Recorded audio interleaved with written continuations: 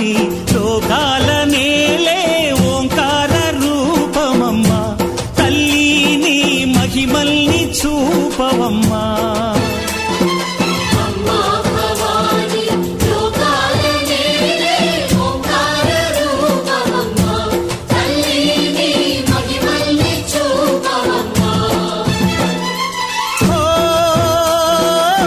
సృష్టికే దీపమా